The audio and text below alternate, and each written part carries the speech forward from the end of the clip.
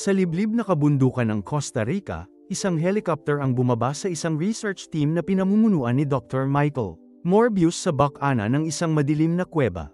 Pagdating, inutusan niya silang iset up ang malaking bitag. Dinala nila. Sa sandaling handa na, humakbang si Morbius ng mag-isa, pinutol ang kanyang kamay kaya ang bango niya. Bubunutin ng dugo ang mga nilalang sa loob. Ang pabango ay kumukuha ng mga pulutong ng mga paniki mula sa loob, isang kakaibang lahi ng mga paniki ng vampira na kumakain lamang ng dugo. Ang koponan at ang pilot ay umatras sa takot, ngunit nananatili si Morbius. Naghihintay pa rin sa pagsara ng mga paniki. Ang kwento ay nag-rewind ng 25 taon sa Greece kung saan ang mga kabataan. Si Morbius na nagdurusa sa kanyang sakit sa dugo ay nakatira sa isang pasilidad na medikal sa ilalim ng pangangalaga ni Dr. Nicholas. Isang araw, dumating ang isa pang batang lalaki na nagngangalang Milo na may kaparehong terminal ng sakit sa dugo. Yung dalawa, ang mga lalaki ay mabilis na nagbubuklod sa kanilang pinagsasaluhang mga pakikibaka at pangarap na magkaroon ng normal na buhay. Isang araw, kapag nabigo ang life support machine ni Milo, gumamit si Morbius ng spring mula sa kanyang panulat, inayos ang device at iligtas si Milo. Si Dr. Nicholas ay namangha sa kinang ng bata, at inayos niya si Morbius. Pumasok sa medikal na paaralan sa New York. Lumipas ang mga taon, at sa oras na siya ay 19, nakuha ni Morbius ang kanyang titulo ng doktor at bumalik sa kasalukuyan, bumalik si Morbius sa trabaho sa ospital, kung saan hinayla siya ng kanyang kasamahan na si Dr. Martin para sa isang pribadong pag-uusap. Habang nagpapasubok sa kanya, tinanong niya ang kanyang Rumord project na pagsamahin ang DNA ng tao sa bat DNA, isang pakikipagsapalaran na pinondohan ng Milo. Nagkunwaring kamangmangan si Morbius, ngunit inihayag ni Martin na natagpuan niya ang kanyang tangke na puno ng mga Columbian bats. Napagtatanto na lumabas na ang katotohanan.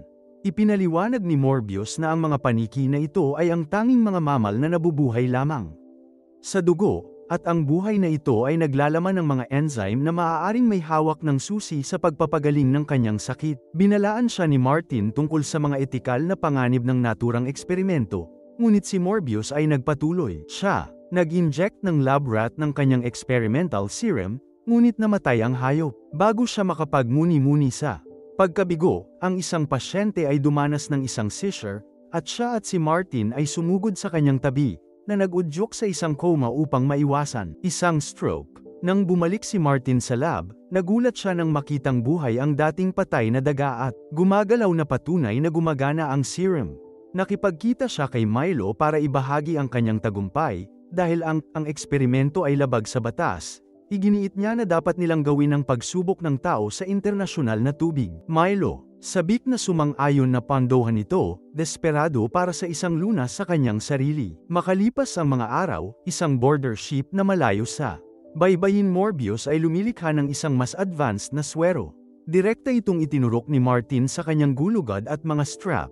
Siya sa isang upuan habang ang marahas na panginginig ay bumabalot sa kanyang katawan. Isang mausisa na miyembro ng crew ang pumasok sa silid, at si Martin, sinusubukang ilihis ang kanyang mga tanong. Sa gitna ng kanilang pagtatalo, kumawala si Morbius sa kanyang mga pagpigil. Nang pumasok si Martin at ang crewman sa isolation room, natakot sila nang makita si Morbius na nakakapit. Sa kisame, ang kanyang mukha ay nabaluktot sa isang bagay na napakapangit. Inilabas ng gwardya ang kanyang sandata, ngunit gumagalaw si Morbius ng may supernatural na bilis. Tinutulak siya upang pakainin habang hindi pinapansin ang mga desperadong pakiusap ni Martin. Tumutunog ang alarma ng barko, na nagpapadala ng masakit na shockwave sa kanyang hypersensitive na mga tainga. Binasag ni Morbius ang reinforced glass hanggang sa dumating ang mas maraming armadong gwardya. Itinabi nila si Martin. Pagkatok sa kanyang nawala ng malay, habang si Morbius sa wakas ay nabasag ang kanyang pagkakakulong. Ngayon ay ganap na nagbago. Siya dart sa pagitan ng attackers, dodges ang mga bala at luha sa pamamagitan ng walang awa. Nang huhuli siya, isa-isa ang mga bantay hanggang sa walang natira. Nang matapos ang pagpatay, bumalik ang katawan ni Morbius sa anyo ng tao. Natakot sa kanyang ginawa, tiningnan niya si Martin upang matiyak na buhay ito. Pagkatapos ay suriin ang footage ng pagbabantay ng barko. Pagkatapos ay tumawag siya sa Mayday, kinuha ang kanyang mga serum at sumisid. Sa karagatan, kinaumagahan, dumating ang dalawang ahente ng FBI upang mag-imbestiga. ngunit tinanggal na ni Morbius ang lahat. Footage ng seguridad at dahil wala pa ring malay si Martin, wala silang nakitang solidong lead. Ang kwento sa lalong madaling panahon ay tumama sa balita, nakakuha ng atensyon ni Nicholas at Milo. Bumalik sa ospital, si Morbius ay nagsuri sa kanya mga pasyente bago bumalik sa kanyang lab. Nagsisimulang bumalik ang kanyang mga sintomas, kaya iniinom niya ang kanyang artipisyal na dugo upang mabawi ang lakas ng hindi pumatay. Pagkatapos ay sinimulan niyang subukan ang kanyang mga kakayahan at natuklasan na siya nga mas mabilis, mas malakas, nagagawang masukat ang mga pader at tumalo ng malalayong distansya. Sa loob ng masamang tangke, ang mga nilalang. Payapang paligayan siya, na kinikilala siya bilang isa sa kanila. Nagkakaroon din siya ng echolocation. Pag-detect ng mga bagay sa labas at sinubukan sa pamamagitan ng paghahagis ng bola at pagsalo nito habang nakapikit. Gayunpaman, sa lalong madaling panahon na pagtanto niya na ang kanyang mga kapangyarihan ay kumukupas habang ang sintetikong dugo ay nawawala. Sa una, ito ay nagpapanatili sa kanya sa loob ng 6 na oras. Upang subukan ang kanyang sarili, ikinulong ni Morbius ang kanyang sarili sa isang selyadong silid. Makalipas ang ilang oras, Milo dumating upang matagpuan siyang halos wala ng malay. Gamit ang sarili niyang dugo, isinulat ni Morbius ang dugo sa salamin. Nag-udyok kay Milo na kumuha ng mga bag ng dugo mula sa freezer. Sa sandaling kumain si Morbius, bumalik ang kanyang lakas. Instantly, pero nang hiningi ni Milo ang serum, nagbabala si Morbius na hindi ito gamot, ito ay isang sumpa. Giit ni Milo. Ngunit nagalit si Morbius at inutusan siyang umalis. Samantala, sa huli ay nakabawi si Martin.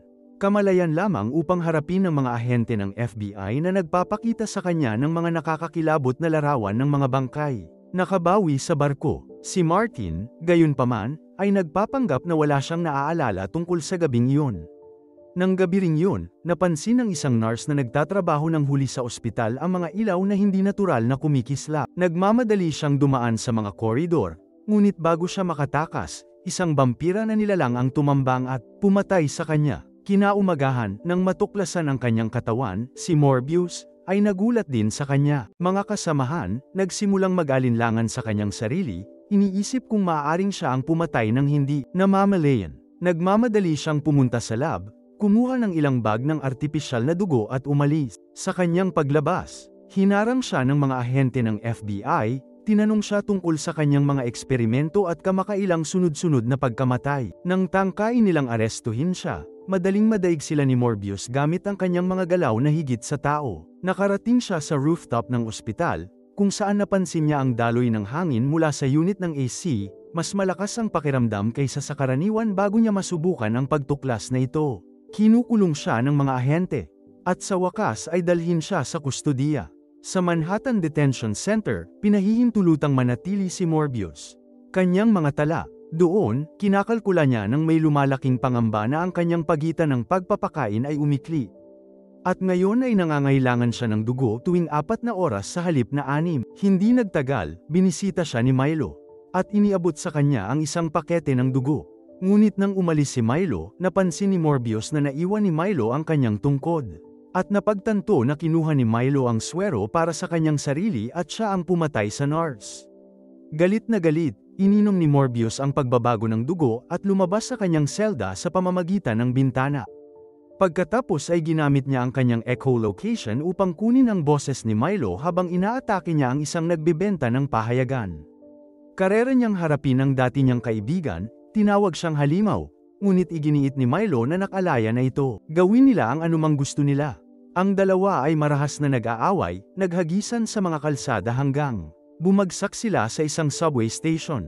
Habang ipinagdiriwang ng Milo ang kanilang ebolusyon, dinagsa ng mga pulis ang lugar. Ngunit ang Milo ay gumagalaw ng mas mabilis kaysa sa masusundan ng mga mata ng tao at pinapatay sila sa loob ng ilang.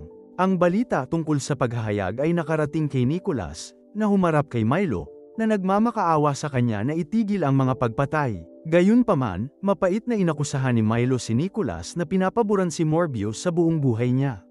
Galit na galit, inatake niya si Nicholas at iniwan siyang nasugatan. Samantala, nagtagumpay si Morbius sa pagbuo ng isang antibody na maaaring pumatay ng mga vampiric body. Naghahanda siya ng 2 dosis, Ang isa ay para kay Milo at ang isa ay nakalaan para kay Martin na gamitin sa kanya kung kailangan. Sa sandaling yun, nakatanggap siya ng tawag mula kay Nicholas, na humihingi ng tulong. Nagmamadaling pumunta si Morbius sa apartment ni Milo, ngunit huli na ang pagdating. Namatay si Nicholas sa kanyang mga bisig, na hinihimok siya sa kanyang huling hininga na pigilan si Milo minsan at magpakailanman. Kasabay nito, kinidnap ni Milo si Martin at pinilit itong isiga ang pangalan ni Morbius hanggang sa tumunog. Sa wakas ay nakarating sa kanya sa pamamagitan ng kanyang echolocation.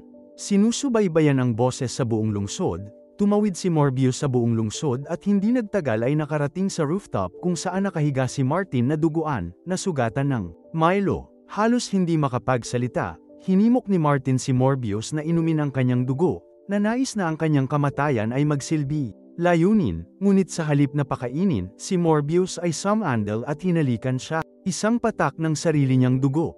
Nahulog sa kanyang bibig at ilang sandali pa, si Martin ay sumuko sa kanyang mga pinsala. Galit at naduraj ang puso. Sa wakas ay bumigay si Morbius, isinubsob ang kanyang mga pangil sa kanya at pinakain siya. Maya-maya pa ay dumating na si Milo. Ang bubong at ang dalawang vampira ay marahas na nagsasalpukan. Patuloy silang nakikipaglaban sa himpapawid. Nagpupunit sa isa't isa habang binabasag nila ang mga bintana at dingding ng kalapit na gusali. Hanggang sa bumagsak silang dalawa sa pavement at mapunta sa loob ng underground tunnel. Parang baliw na tumatawa si Milo, iniisip na malapit na ang tagumpay. Ngunit ang Morbius ay nagpakawala ng isang piercing echolocation. Alon na dumadaloy sa lagusan at sa tubig sa malapit. Biglang summons ng napakalaking tunog. Kulupan ng mga paniki na sumugod at pumapalibot sa kanya.